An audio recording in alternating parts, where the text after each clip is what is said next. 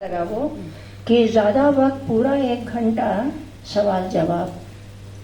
क्योंकि आमतौर पे होता क्या है कि जो श्रोता हैं, हर बार हर इस तरह की बैठक के बाद मैं श्रोताओं को 1000 सलाम करके निकलती हूँ कि क्या धैर्य है कि इतने लोगों को बोलते सुन लिया चुपचाप और आप पैसिव बैठे हुए हैं। तो ऐसा ना हो, आपका भी हो।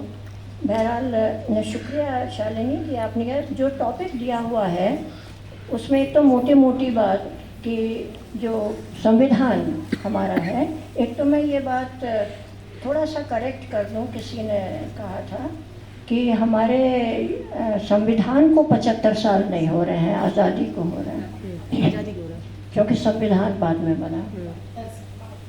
हाँ, तो एक तो ये था, लेकिन फिर भी बहुत वक्त था कि अगर उसके हिसाब से देश चला होता तो आज हम बहुत कुछ समतावादी स्तर पर पहुंच जाते हैं और जुर्म काफ़ी कुछ ख़त्म हो जाता, विषमताएं ख़त्म हो जाते हैं। तो जो हमारा संविधान है उसमें बहुत मोटी मोटी बात कही जाए तो समान नागरिकता और जो स्पेशल क्लासेस हैं जिनकी विशेष ज़रूरतें हैं उनके लिए उनकी स्पेशल ज़रूरतों को सम्मान पूर्वक गरिमामय तरीके से पूरा करने के प्रोविजंस, बहुत जनरलिटी में। क्योंकि संविधान की बात करिए तो 1-2-3 दिन संविधान को ही बताने में लग सकते हैं, लेकिन बहुत मोटी बात तरीके से अगर संविधान बताएं तो उसकी जान जो है, जुज संविधान का है समता, नागरिकों की समानता, चाहे गरीब हो, कितना ही गरीब हो, चाहे कितना ही अमीर हो। यानी कब्र के लिए गड्ढा खोदने वाले का नागरिक हक हमारा संविधान उतना ही मानता है जितना अडानी साहब का या अंबानी साहब का, और उसी तरीके से महिला और पुरुष का और थर्ड जेंडर का भी। अफसोस की बात है कि थर्ड जेंडर अभी भी अपने कुछ अधिकारों के लिए कानूनी लड़ाई लड़ रहा है और गवर्नमेंट की तरफ से बार बार जब उनसे पूछा जाता है तो बार बार मुखालिफत हो जाती है, उसका विरोध हो जाता है, तो वो अभी पूरा नहीं मिला है। तो इस समानता या समता के लिए जो स्टेट का, राज्य का रोल है, मैं मोटे मोटे तौर से सिर्फ शीर्षक को अभी ब्रेक कर रही हूँ कि संविधान की इसका जो असल बात है वो ये है। और राज्य की भूमिका क्या है? राज्य की भूमिका है ज़मीनी स्तर पर संविधान को उतारना।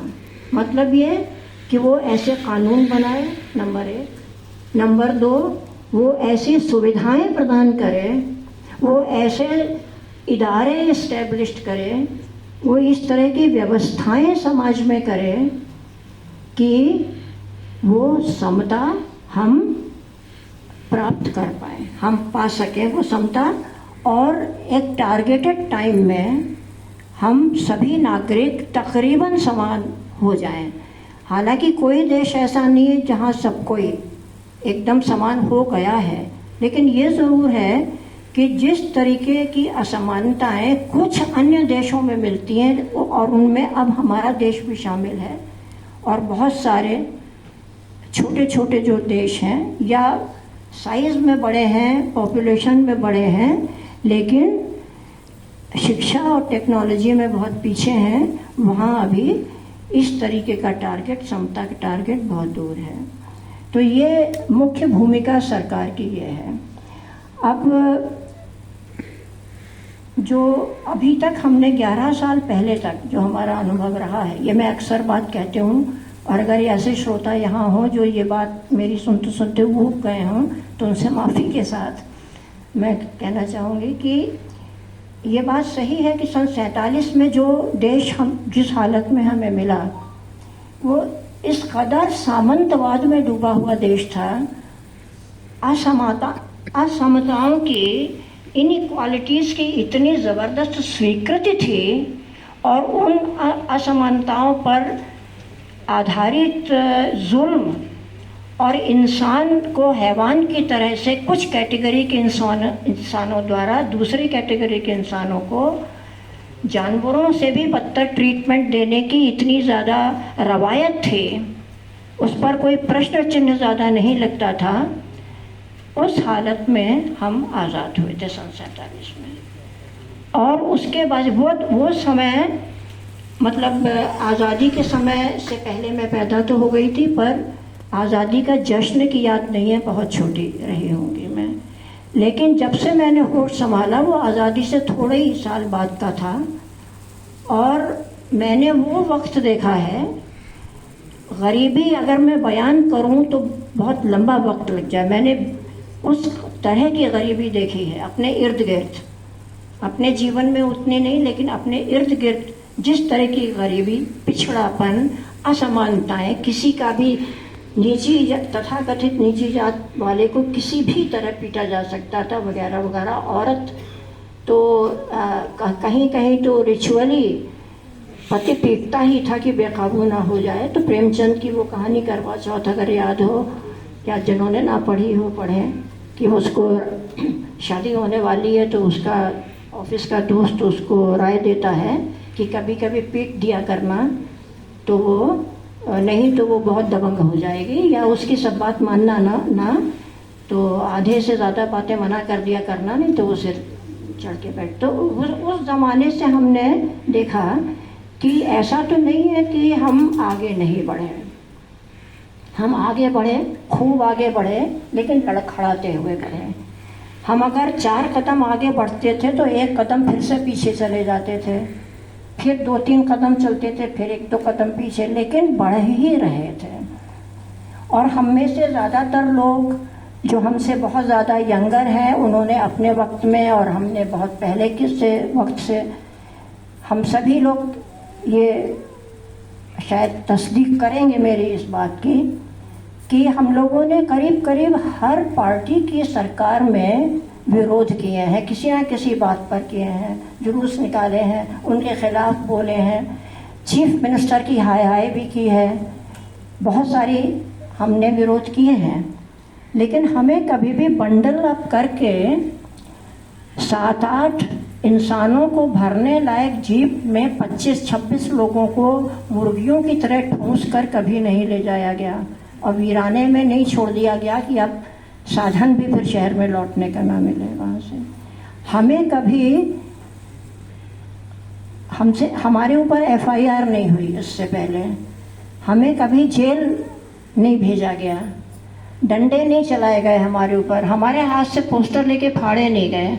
और ये तब भी जबकि खासम खास जो उस समय की पार्टी के आशियाना रेप केस तो ज़्यादातर यहाँ लोगों को पता हो, जो बहुत कम उम्र के यहाँ बच्चे नहीं बैठे हैं, उन सबको याद होगा वे कौन लोग थे इन्वॉल्व। वो लोग थे जिनके परिवार उस समय की रूलिंग पार्टी के बहुत नज़दीक थे, बहुत ज़्यादा नज़दीक थे। एक आध शुरुआती दौर में थोड़े घपले करने की कोशिश की गई, हम लोग चिल्लाते रहे, जुलूस निकालते रहे, केस लड़ते रहे, और शुरुआती 15-20 दिन की उनकी कोशिश बाद शांत हमें सब करने दिया, हमें जुलूस निकालने दिया गया, हमें गाली तक देनी और नारे लगाने की भी इजाज़त थी, हमें कभी पकड़ा नहीं गया। शर्मिंदा हुए वो लोग, और केस अच्छी तरह चला, जस्टिस परवर्ट नहीं हुई। लेकिन अब आप अगर देखें तो आज के समय में हम आएंगे कि जो मेरा कहने का मतलब ये है कि जो संवैधानिक मूल्य थे उनकी तरफ बढ़ने के लिए एकदम सीधी रेखा में या बहुत ज़्यादा मजबूती और निस्वार्थ भावना से तो कोई सरकार आगे नहीं बढ़ी लगातार, लेकिन दमन भी नहीं था, शर्म थी थोड़ी। तो अगर कोई विरोध करता था तो शर्मिंदा होते थे, बेईमानी करने से हाथ खींच लेते थे, गड़बड़ करने से हाथ खींच लेते थे, और जब एक आध बहुत बड़ी गड़बड़ियाँ फिर भी कर जाते थे तो उनको इतना ज़्यादा परास्त होना पड़ता था कि उनको कहना भी पड़ता था। जैसे कि इमरजेंसी हुई, इंदिरा गांधी ने बाद में गलती मानी, घोषित करके कि जो आज है वो बिना घोषित किए जैसे चल रही है। तो मेरा कहने का मतलब है कि ये हमारी यात्रा स्वतंत्रता के बाद से अभी 11-12 साल पहले तक रही थी। अब जो ये टॉपिक में जो मंशा है जिन बातों पर बातचीत करने की, कि जो संवैधानिक प्रोविज़न है, जो आदर्श है, हमारा जो लक्ष्य है, उस तक पहुंचने के लिए राज्य की क्या भूमिका है।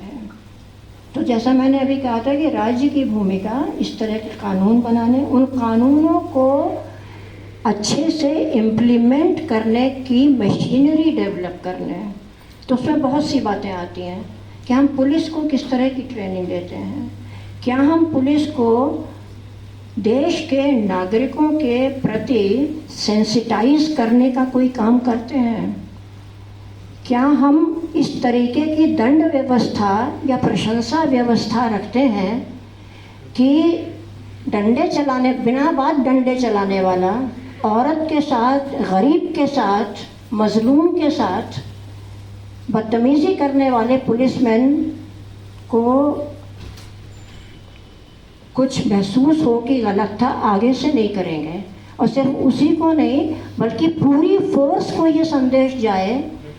मुझे नहीं याद आता कभी ऐसा हुआ कि कभी सस्पेंड होता है, 4 केस और हो जाते हैं, हम भूल जाते हैं कि बहाल, अगले ही दिन बहाल हो जाता है। और जैसा कि कानून कहता है सस्पेंशन इज़ नो पनिशमेंट।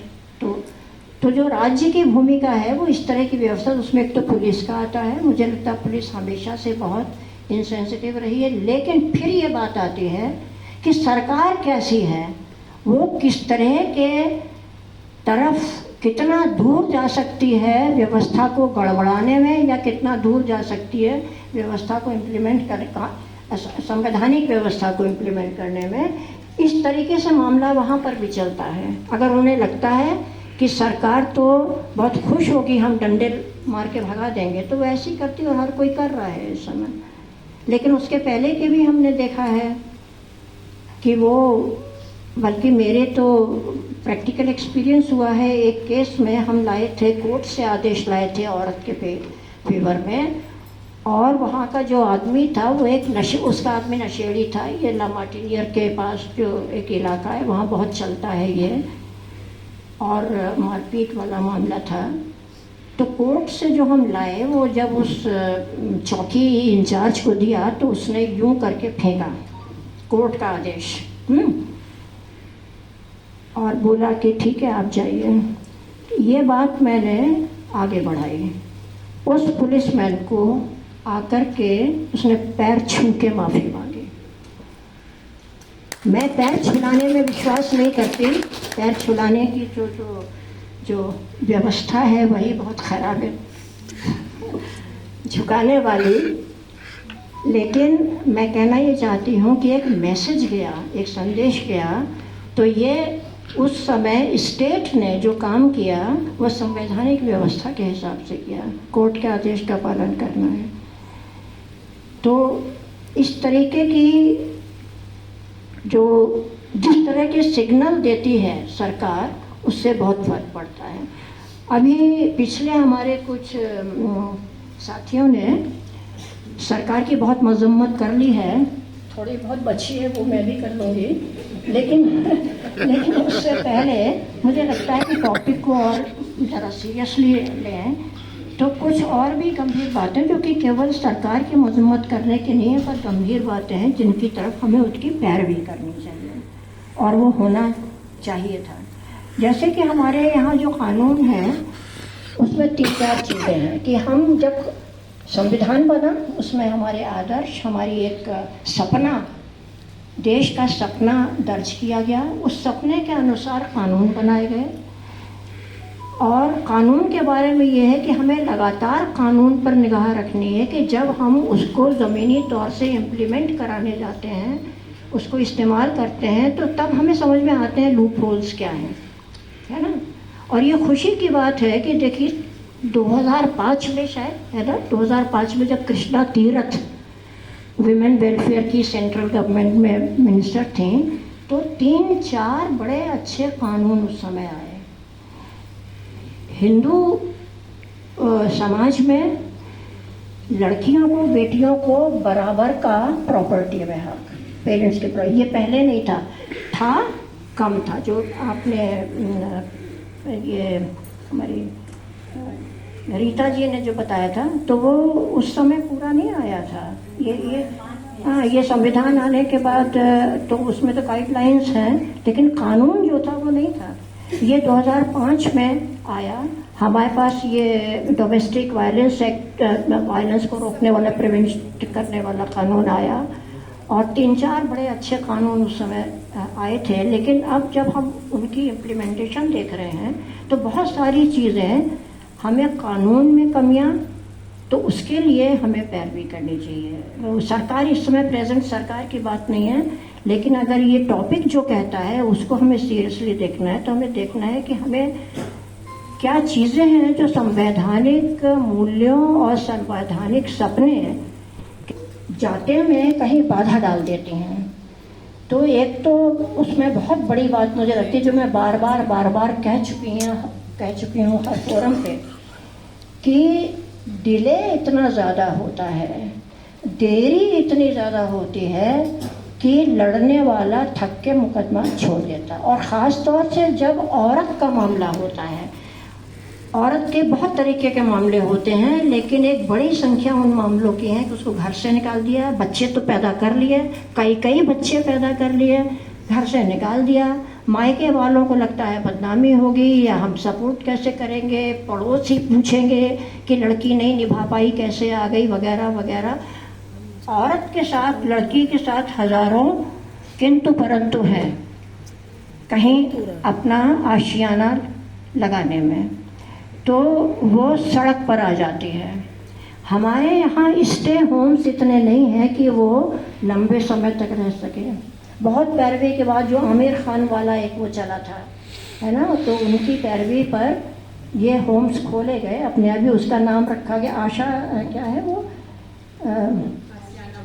नहीं, आशा ज्योति केंद्र, एग्जैक्टली, आशा ज्योति केंद्र।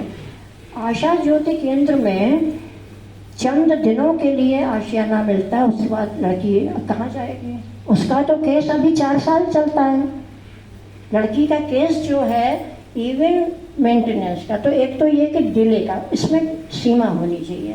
जो prevention of domestic violence act आया, उसमें ये लिख दिया गया कि जहाँ तक हो सके 6 महीने के अंदर तय करिए।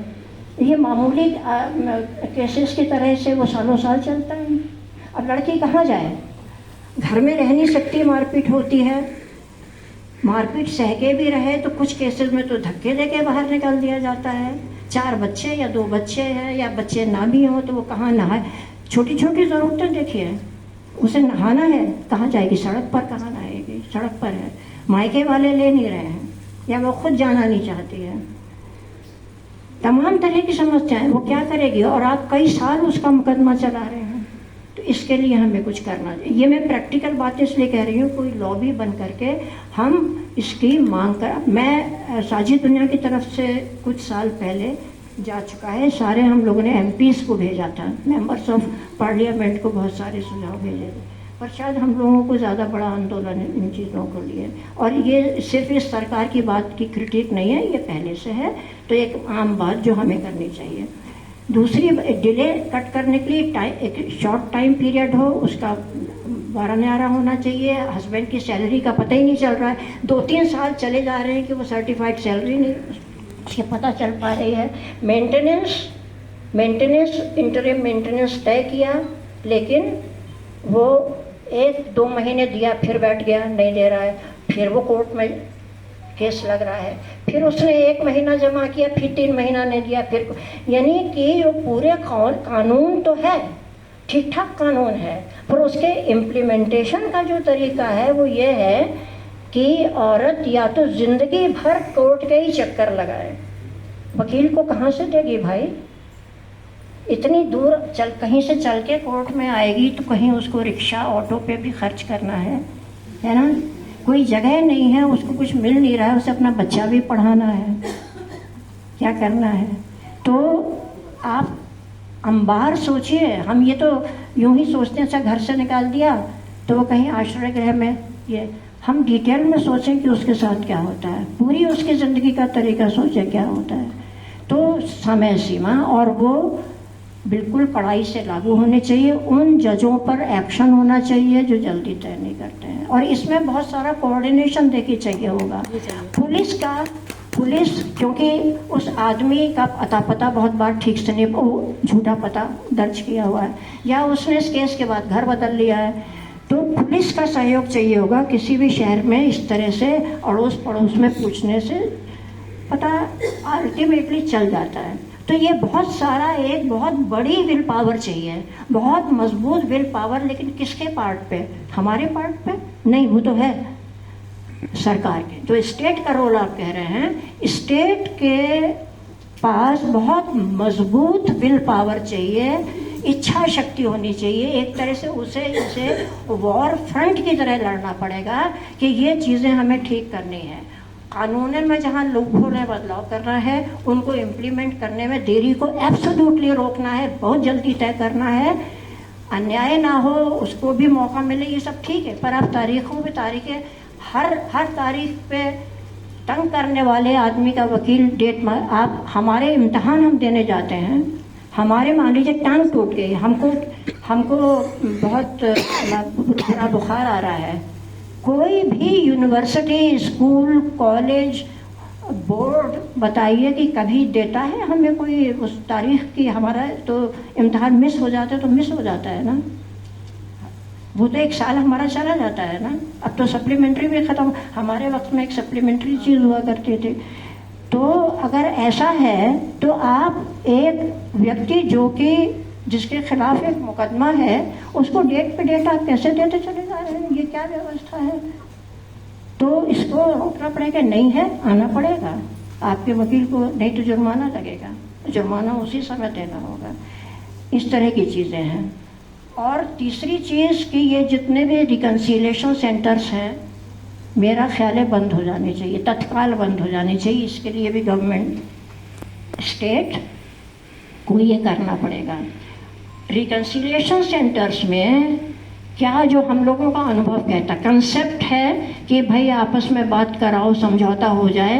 हमारे यहाँ घर की महिमा इतनी है, वो घर जिसके अंदर इंसेस्ट भी होता है, कारपेट के अंदर प्रवेश कर दिया जाता है।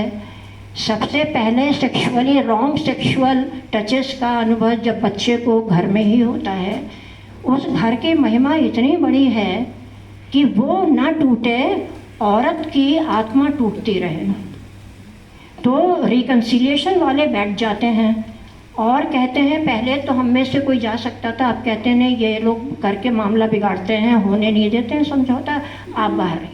तो ना रिश्तेदार को, ना हम लोग जैसे एक्टिविस्ट को बैठने देते हैं, और फिर झुक जाते हैं औरत के ऊपर घर की महिमा बताने में कि ये होगा, वो तुम्हारे साथ, तुम औरत हो, अकेली ये दुनिया ये है। तो एक तो डरा के ही उसकी हिम्मत ख़त्म कर देते हैं, फिर ज़ोर ज़बरदस्ती करते हैं कि एक बार, अच्छा हम कह रहे हैं एक बार ट्राई। जिस नरक से वो निकल के आई और कैसे निकल के आई, ज़रा सोचिए। अगर सब लोग सोचें कि हम औरत होते और हमारे साथ मारपीट और अपमान रोज़ होता, हमारी जान को ख़तरा होता, तो हम कितनी बार सोचने के बाद ही निकलते। औरत की स्थिति ही ऐसी है, सिवाय एक खास वर्ग की औरतें, हम आम औरत की बात कर रहे हैं। तो जो खास वर्ग की औरतें, उनको बहुत सारी आज़ादियाँ हैं, लेकिन वो और कुछ तो मार भी रही हैं, मतलब ऐसे भी केसेस आए मारा उन्होंने, लेकिन हम आम औरत की बात कर रहे हैं। तो औरत ये सोचिए कि जब वो अपने पति या सास ससुर के खिलाफ शिकायत करने निकलती है, तो पता नहीं कितने दिन, कितने महीने, कितने ऊहापोह में रहने के बाद, कितना सोचने के बाद, कितना परेशान हो जाने के बाद, उसकी ज़िंदगी का कितने बुरे हाल होने के बाद वो निकलती होगी, जब वो जानती है पूरे समाज में उसके बारे में क्या होगा, मायके में क्या होगा। ऐसा नहीं, वो औरत जानती नहीं है। तो इसके लिए ज़्यादा लंबे समय के लिए वो लोग परमानेंट भी व्यवस्थाएं आश्रय होम होनी चाहिए। आप इतनी चीज़ें सिर्फ विदेश घूमने में आप जब एक जगह विजिट करते हो तो उसमें आपकी सुरक्षा पर लाखों करोड़ों खर्च हो जाता है। आप कोई त्यौहार, अब तो धार्मिक त्यौहार ऑफिशियली सरकार की तरफ से मनने लगे हैं। स्कूलों में के विभाग से, सरकारी विभाग से चिट्ठी आई सब जगह कि गर्मी की छुट्टियों में वो कौन सी गीता नहीं, वो कोई मतलब कोई धार्मिक ग्रंथ, हिंदुओं का धार्मिक ग्रंथ, कि वो कथाएं और ये गर्मी ऑफिशियल डायरेक्टर ऑफ एजुकेशन की तरफ से या सचिव की तरफ से ऑफिशियल ये आदेश निकला था इस गर्मी की छुट्टियों में। तो उसकी व्यवस्था करने में आप कितना खर्च करोगे ज़रा सोचिए। जो कथावाचक आएगा बच्चों को का दिमाग दूषित करने, वो कितना लेगा? आप कितने कॉलेज, लाखों तो स्कूल हैं और कॉलेज तक ये शामिल थे इसमें कथाएं कराने में। तो आप सोचिए कि आपने कितने लाख करोड़ खर्च किया होगा, हम टैक्स पेयर का मनी, आप वो डाइवर्ट कर दीजिए इस तरह के काम में, आश्रय होम बनाने में। बहरहाल ये कुछ क्या करना है इसकी बहुत लंबी लिस्ट है। कभी हम लोग चंद लोग बैठे हैं, अगर कुछ बनाना है मेमोरेंडम तो मैं और भी, चूँकि टाइम शायद मैं बहुत ज़्यादा, मैं इनके आश्वासन का फ़ायदा नहीं उठाना चाहती हूँ जितना क्वेश्चन भी करना है, क्योंकि क्वेश्चन हैं और चीज़ जो इस समय की सरकार पे नहीं, जनरली है। मैं बिल्कुल इम्पार्शियली बात करना चाहती हूँ, सिर्फ सरकार पर ही नहीं चलना चाहती, कि ट्रेनिंग की बहुत सख्त ज़रूरत है। एक ऐसी ट्रेनिंग जो सिर्फ 3 दिन 2 दिन आके हम लोगों के भाषण सुन के ना चले जाए, एक निरंतर प्रक्रिया कि उसके बाद फीडबैक होते रहें, हम उनको कुछ चीज़ें भेजें, वो उस पर अपने रिएक्शन भेजें और लगातार वो सेंसिटाइजेशन चले।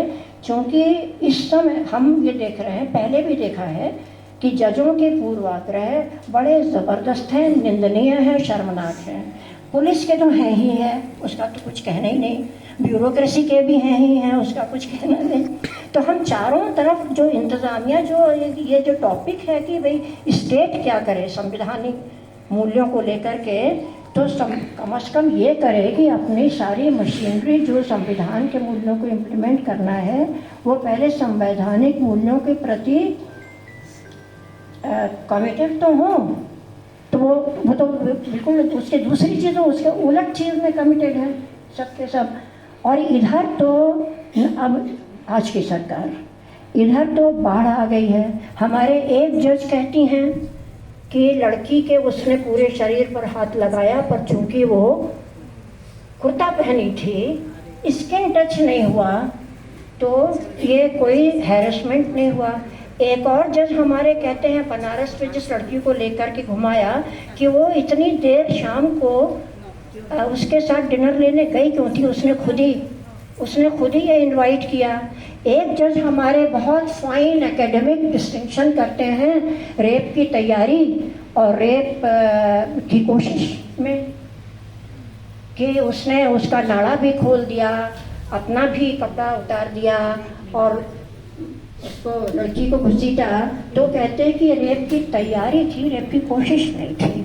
तो रेप की कोशिश वाला क्लॉज ज़्यादा बड़ी सज़ा है नहीं होगी। ये हमारे मिश्र जी एक हैं जज हाई कोर्ट में यूपी के, तो और इसके बहुत सारे उदाहरण हैं। एक कर्नाटक के थे हमारे, जो तेलतुंबड़े या कोई दूसरे जो हमारे वो केस हुआ था ना, भीमा कोरेगांव वाला, तो उनके घर तलाशी ली गई।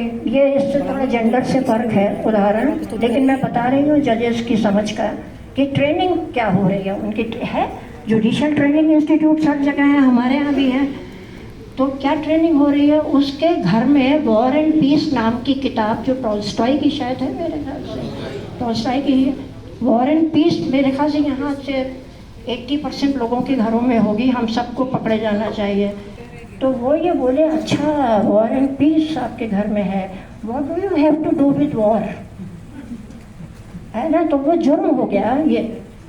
तो जज जो जुडिशल ट्रेनिंग में केवल लॉ जानना काफ़ी नहीं है, लॉ का जानना और लॉ एक्सेस करने वालों के जीवन की विपदाएं कैसे होती हैं उनकी ज़िंदगी के मसाइल कैसे होते हैं, उनकी ज़िंदगी की बेचैनियाँ कैसी होती हैं, इसके प्रति जजों और पुलिस और ब्यूरोक्रेट्स, इन तीनों को अगर उनसे रूबरू नहीं कराया गया है और बराबर उनके दिमाग पर ये ठोका नहीं गया है, उनके दिल पर बल्कि ज़रूरी है, दिमाग तो ठीक ही है उनका, लेकिन ये दिल से महसूस करने की बात है, तो बार बार उनके सामने इन चीज़ों को एक्सपोज नहीं किया गया है, तो संवैधानिक जो प्रोविजंस हैं वो स्टेट इम्प्लीमेंट नहीं करा पाएगी। ये है।